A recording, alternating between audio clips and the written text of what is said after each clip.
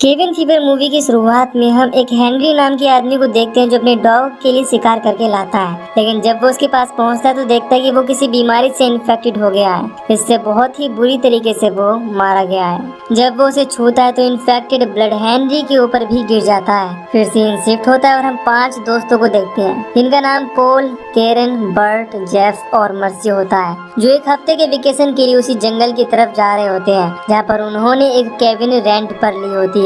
रास्ते में वो लोग एक स्टोर पर रुकते हैं जहाँ एक लड़का बैठा हुआ होता है। इसका नाम डेनिस होता है। जब पोल उस लड़के से हाथ मिलाने के लिए अपना हाथ बढ़ाता है तो वो उसे बहुत ही बुरी तरीके से काट लेता है। तभी वहाँ पर स्टोर का मैनेजर आ जाता है जो उस लड़के का डैड होता है। वो अपने बेटे पर काफी गुस्सा करता है और उन लोगों से बताता है कि वो बाकी बच्चों की तरह नहीं है, तो मुझे इसके लिए माफ कर देना। इसके बाद वो मैनेजर पोल को अपने घाव धोने के लिए कहता है। इस दौरान वहाँ पर एक और आदमी मौजूद होता है जो उन लोगों के वेकेशन के बारे में सुनता है, तो उन्हें आगाह करता है कि वहाँ पर वो लोग केयरफुल रहें, यानी कि सावधान रहें, और खासकर तब जबकि वो जंगल में हो, क्योंकि वहाँ ऐसे लोग घूमते हैं जो इन्फेक्टेड होते हैं। फिर वो लोग केबिन में पहुँचते हैं तो वहाँ पर नेटवर्क न आने की वजह से बर्ट को काफी दुख होता है, क्योंकि वो वहाँ पर वीडियो गेम नहीं खेल सकता। इससे बाकी लोग उसे समझाते हैं कि वो लोग वहाँ पर एंजॉय करने आए हैं, न कि गेम वगैरह खेलने।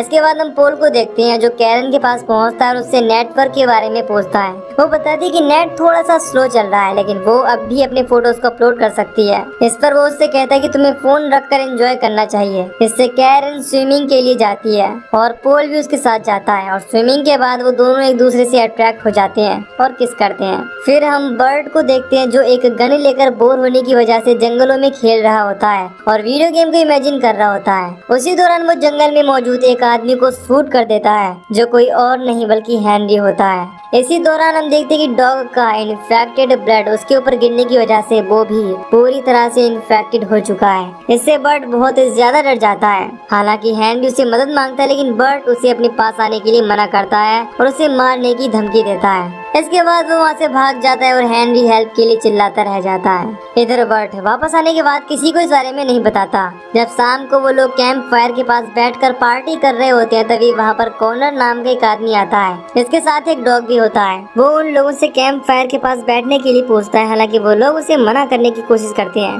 लेकिन वो नहीं जाता। फिर कॉर्नर उन लोगों को आइडिया देता है जिससे वो लोग एक दूसरे को चैलेंज करते हैं कि वो जब तक यहाँ पर रहेंगे तब तक पानी की जगह पर सिर्फ बियर पियेंगे। तभी वहाँ पर मौसम खराब हो जाता है, जिससे कॉर्नर अपने कैंप में चला जाता है और वो लोग भी केबिन के अंदर चले जाते हैं। जब वो लोग बैठकर बातें कर रहे होते हैं उसी समय कोई उनका दरवाजा नॉक करता है। जब वो चेक करती है तो वहाँ पर कोई और नहीं बल्कि हेनरी होता है, जिसे बर्ट ने गोली मारी थी। वो उन लोगों से मदद मांगता है और कहता है कि उसका शरीर जल रहा है और उससे डॉक्टर चाहिए। तभी उसकी नजर बर्ट पर पड़ती है तो वो उन लोगों से बताने वाला होता है कि बर्ट ने उसे गोली मारी है, लेकिन इससे पहले ही बर्ट दरवाजा बंद कर देता है। इससे बाकी लोग उसे ऐसा करने से मना करते हैं और कहते हैं कि उसे डॉक्टर की जरूरत है। तभी वो देखते हैं कि हेनरी उनकी गाड़ी चोरी करके ले जा रहा है। बर्ट अपनी गन उठाकर बाकी लोगों के साथ बाहर आता है और उसे गाड़ी से बाहर आने के लिए कहता है। उसी समय हम देखते हैं कि हेनरी का शरीर धीरे धीरे पिघल रहा है। तभी बर्ट गाड़ी के टायर को शूट कर देता है, जिससे वो गाड़ी से बाहर निकल आता है। वो लोग उसे दूर रहने के लिए कहते हैं और पोल भी उसे एक जलती हुई लकड़ी से डराने की कोशिश करता है, लेकिन हेनरी की हालत देखकर उसके हाथों से वो लकड़ी गिर जाती है, जिससे हेनरी को आग लग जाती है और वो जलता हुआ ही जंगलों की तरफ भाग जाता है। इसके बाद हम अगले सीन में देखते हैं कि जब वो लोग इस बारे में डिस्कस कर रहे होते हैं तो कैरन कहती है कि हमें पुलिस को इस बारे में बताना चाहिए,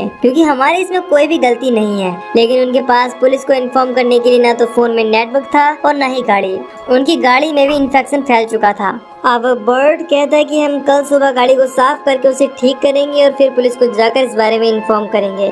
अगली सुबह हम कैरन को देखते हैं जो अपना सामान पैक कर रही होती है। तभी पोल आता है और उसे समझाता है कि कल हमने एक आदमी को गोली मार दी। गलती किसी की भी हो, लेकिन ऐसा करना सही नहीं था और हमें साथ मिलकर काम करना होगा, तभी हम इसे ठीक कर पाएंगे। इसके बाद कैरन इसके लिए तैयार हो जाती है। इसके बाद हम देखते हैं कि बर्ट और पोल हेल्प के लिए किसी को ढूंढने जा रहे होते हैं। तभी उन्हें रास्ते में कुछ आवाज सुनाई देती है और वो उस तरफ जाती हैं। वहाँ पर एक औरत एक पिग को काट रही थी उन्हें देखकर वो बताती है कि अब यहाँ पर जितने भी पिग आते हैं वो सारे के सारे इन्फेक्टेड होते हैं, इसीलिए वो किसी काम के नहीं होते। जब वो लोग इस औरत से मैकेनिक के बारे में पूछते तो वो बताती है कि यहाँ आसपास कोई भी मैकेनिक नहीं है, इसीलिए तुम्हें टाउन जाना पड़ेगा। अगर तुम लोगों को टाउन जाना है तो मेरे घर चलो, मैं वहाँ से रिकी को कॉल करूंगी, इसके पास ट्रक है, वो तुम्हें ले जाएगा। उसकी ये बात सुनकर वो दोनों ही काफी खुश होते हैं और उसके साथ उसके घर पहुँचते हैं। यहाँ यह औरत उनसे हेनरी का हुलिया पूछती है और उनको हेनरी की फोटो दिखाकर कहती है कि क्या ये वही आदमी था। इससे उन्हें पता चलता है कि हेनरी उस औरत का कजन है। वो दोनों काफी डर जाते हैं और बहाना बनाकर वहाँ से चले जाते हैं। अगली सीन में हम देखते हैं कि केबिन के बाहर एक पुलिस ऑफिसर आती है जिसका नाम विंस्टन होता है, जो वहाँ पर पेट्रोलिंग कर रही होती है। इसके बाद पोल उसे बताता है कि उन लोगों के ऊपर एक इन्फेक्टेड आदमी ने हमला कर दिया था। ये सुनकर वो कहती है कि मुझे इसके लिए रिपोर्ट लिखनी पड़ेगी। हालांकि इस दौरान हम देखते हैं कि वो पुलिस ऑफिसर काफी अजीब बर्ताव कर रही होती है, लेकिन जब पोल उससे हेल्प मांगता है और गाड़ी के लिए कहता है तो वो उसकी मदद के लिए एक गाड़ी भेजने के लिए कहती है और वहाँ से चली जाती है। अब जब पोल और बर्ट गाड़ी की सफाई कर रहे होते हैं तभी उन्हें कॉर्नर का डॉग दिखाई देता है जो कि इन्फेक्टेड लग रहा था और वो उन लोगों को काफी अजीब तरीके से देख रहा था। इससे पोल डर जाता है और उसे एक पत्थर से मारने वाला होता है, लेकिन तभी मर्सी वहाँ आ जाती है और डॉग के आसपास गन से शूट करती है। इससे वो डरकर वहाँ से भाग जाता है। फिर अगले सीन में हम कैरन को देखते हैं जो सो रही होती है। उसके पास पोल पहुँचता है लेकिन उसे सोता हुआ देखकर वापस जाने लगता है। तभी वो उसे रोक लेती है और अपने पास लेटने के लिए कहती है। इसके बाद वो उसे किस करने लगती है। इसी दौरान जब पोल उसे टच करता है तो उसे बहुत दर्द होने लगता है। वो उसके ऊपर से चादर हटाता है और देखता है कि कैरन भी इन्फेक्टेड हो चुकी है। इससे डरकर वो सभी लोगों को आवाज लगाता है। फिर कैरन उन सभी लोगों से हेल्प करने के लिए कहती है, लेकिन बर्ट उन सबको रोक लेता है और कैरन को बेड पर ही रहने के लिए कहता है। हालांकि इस दौरान कैरन बहुत ही ज्यादा बुरी तरीके से रो रही थी क्योंकि उसे दर्द हो रहा था, लेकिन वो किसी को भी उसके पास नहीं जाने देता और सभी लोगों को समझाने की कोशिश करता है कि वो उन सबको इन्फेक्टेड होने से बचा रहा है। इसके बाद वो सब लोग एक दूसरे को भी चेक करते हैं और कैरन को एक दूसरे कमरे में शिफ्ट कर देते हैं जिससे बाकी लोग इन्फेक्टेड ना हो। अब हम देखते हैं कि ये लोग प्लान कर रहे हैं कि सब लोग अलग अलग खाना खाएंगे और अलग अलग ही सोएंगे और सब लोग साथ साथ ही रहेंगे ताकि एक दूसरे की मदद कर सके। तभी वो लोग देखते कि कॉर्नर का डॉग फिर से वहाँ आ जाता है जिसकी हालत बहुत ही ज्यादा खराब थी और वो कैरन के रूम का दरवाजा खोलने की कोशिश करता है। इससे बर्ट गन लेकर बाकी लोगों के साथ उसे शूट करने के लिए बाहर निकलता है, लेकिन देखते ही देखते वो गायब हो जाता है। जब वो लोग वहाँ जाकर चेक करते हैं तो वो कुत्ता पूरी तरह से पिघल गया होता है, यानी कि मेल्ट हो गया होता है। अब अगली सुबह हम बर्ट को देखते हैं जो गाड़ी स्टार्ट कर लेता है और बाकी लोग कैरन को वहाँ से ले जाने के लिए लाते हैं, लेकिन इसी दौरान हम देखते हैं कि बर्ट भी इन्फेक्टेड हो चुका है, लेकिन वो बाकी लोगों से ये चीज छुपा लेता है। इधर जेफ कैरन को गाड़ी में ले जाने के लिए मना करता है, लेकिन बाकी लोग नहीं मानते और कहते हैं कि हम इसे यहाँ पर अकेले छोड़कर नहीं जा सकते।